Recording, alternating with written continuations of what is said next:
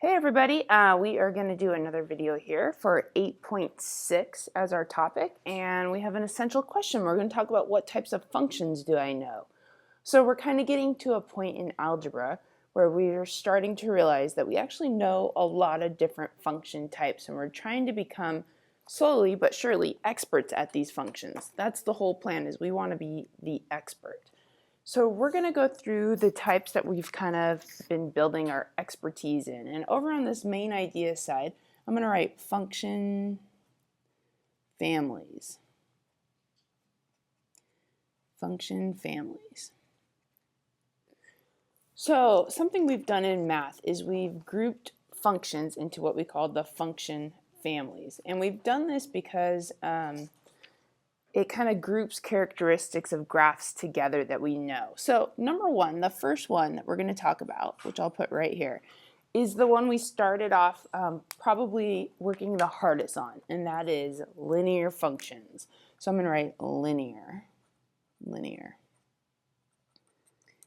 And honestly, this is the one we dedicated in algebra a lot of time to. We wanted to become the experts at linear functions, and we really are at this point. If you've watched all the prior videos, you probably have these really down. So what do we know about linear functions? Well, we know that one way of writing the equation is y equals mx plus b.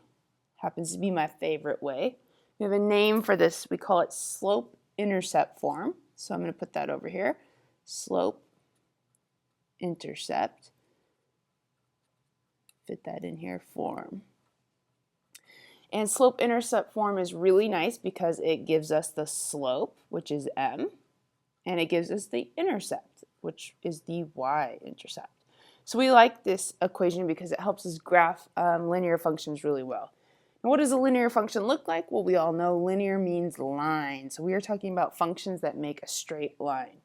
But we also have other ways of writing linear functions. We can also put them in what we call standard form, which is ax plus by equals c. And the ABCs are just numbers. That's all they are, and we call this standard form. If you've watched my other videos, you know this is my least like form. I don't really like standard form. Personally, I find it kind of less useful, but it's all right. And then there's one more that we've learned this year. It's called point slope form, and it's kind of cool. It looks like this. It's y minus y1 equals m times x minus x1. And this y1, x1 is a coordinate point on the graph. So x1 and y1 is a coordinate point on the line. Coordinate point. It can be any point that lies on the line. And then, of course, m is our slope.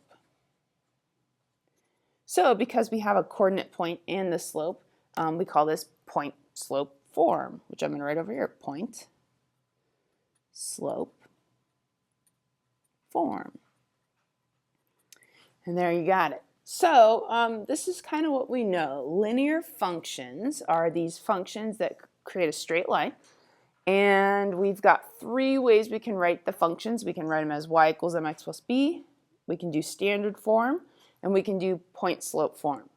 But no matter what, these are all linear lines. They're all straight. And a couple key characteristics of linear lines, which I'm going to put down here at the bottom, a little star, is that no matter what, when we graph these lines, we know that the pattern is the slope is growing by a constant number. It's adding or subtracting by a constant number. So growth is adding or subtracting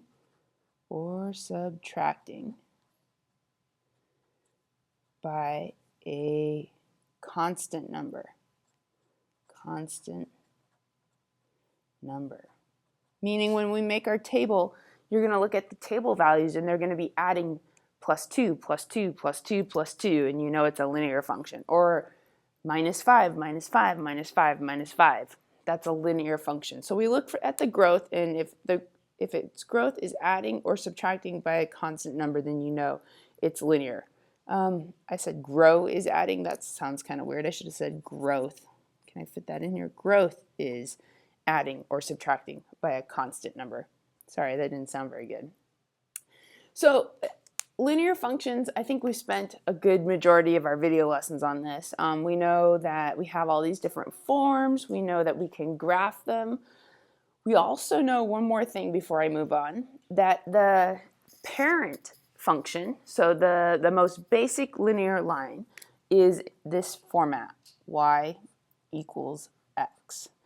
Most simplest line is y equals x, and we call this the parent function. It's the most basic one before we tweak it and change it to make it different. So that's our parent function, our most basic line, y equals x. And think about y equals x. What's the slope of y equals x? Well, it's a slope of 1. It's like a 1x. And what's the y-intercept? The plus b is plus 0. So we are talking about a really basic line. In fact, I'm going to make a really mini little graph over here. I know I don't have graph paper over here, but this one's really easy because y equals x goes straight through the origin right here.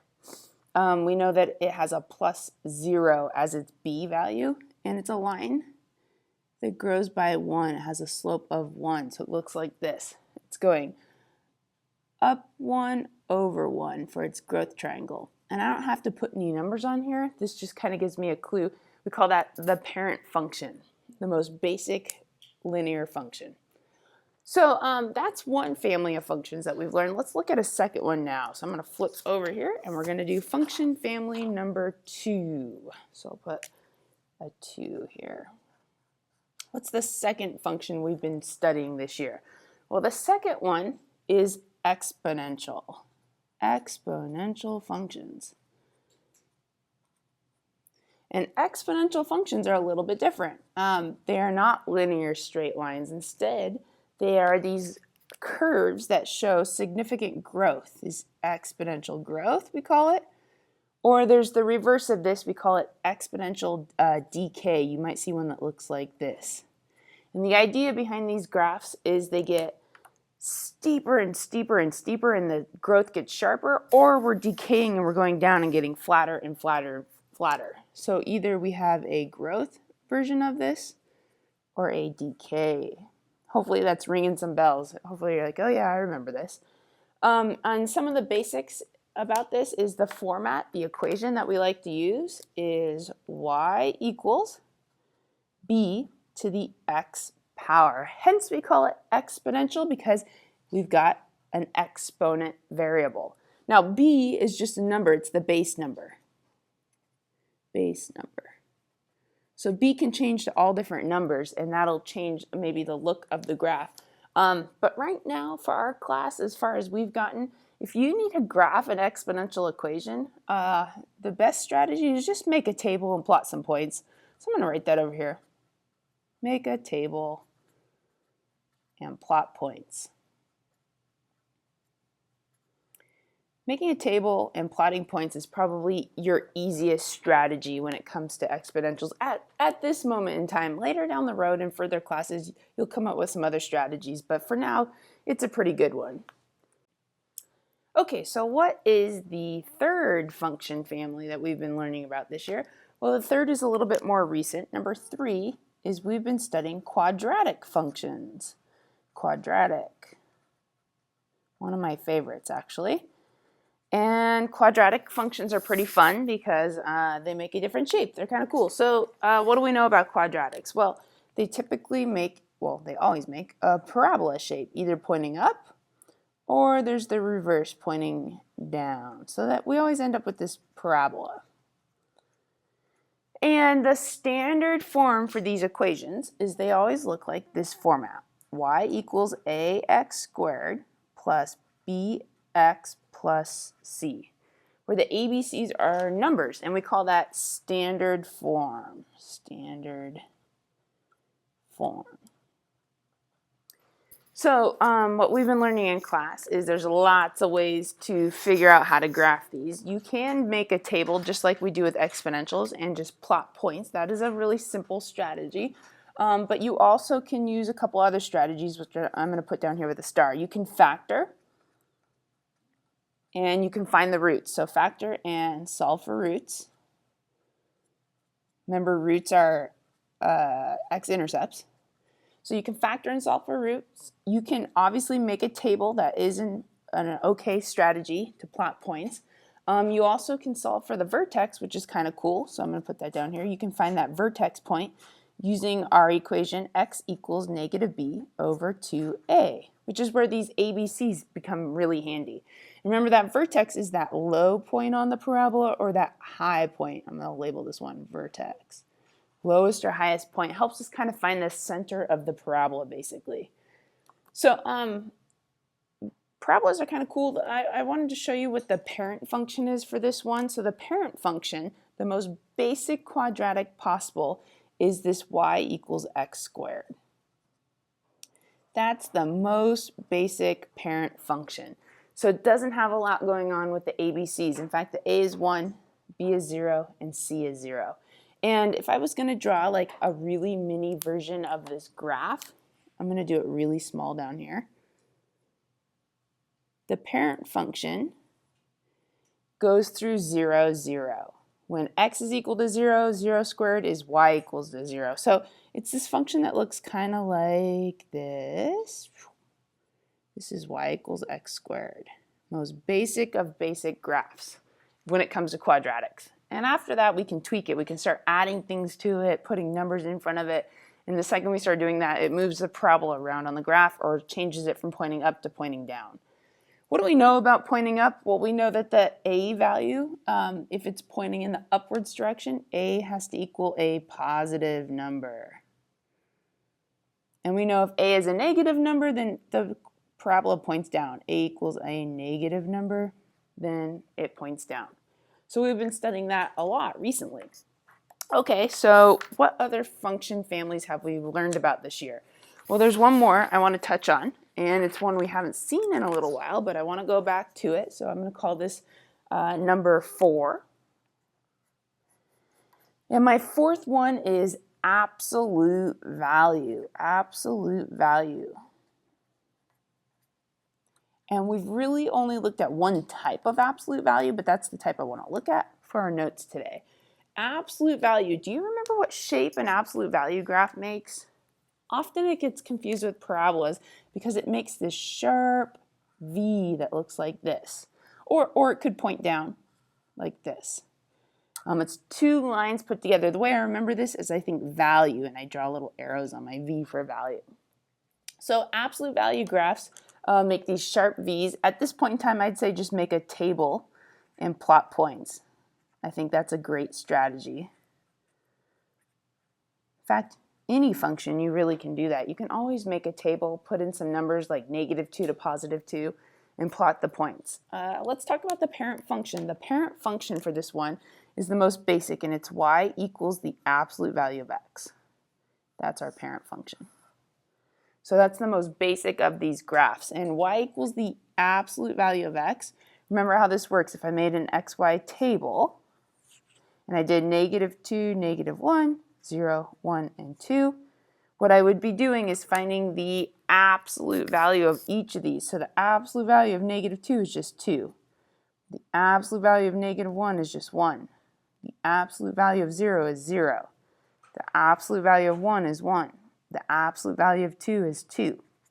So I get this 2, 1, 0, 1, 2. And it reminds people of quadratics all the time because it kind of has that symmetry. Well, it does have that symmetry, but it makes a sharp V instead of that smooth curve. That's one of the major differences. So here's the parent function on the graph. -2 is at 2, which is right there. -1 is at 1, 0, 0, 1, 1, 2, 2. And I'm making really rough graphs. I'm not doing a lot of detail in numbers, but I just want to show what that parent function looks like. It goes right through the origin. And if I was really doing a truly nice graph, I would totally get in here and like be adding labels and numbers and all that detail.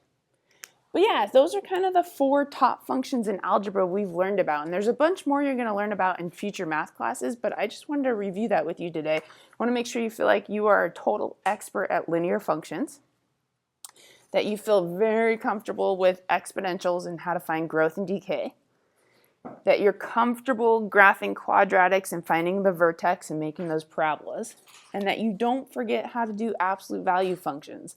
Those are 4 that when you graduate out of algebra class, you should feel like you're a total expert at. And as you go into Algebra 2, there's going to be a bunch more functions you're going to add to this list that you're going to learn about.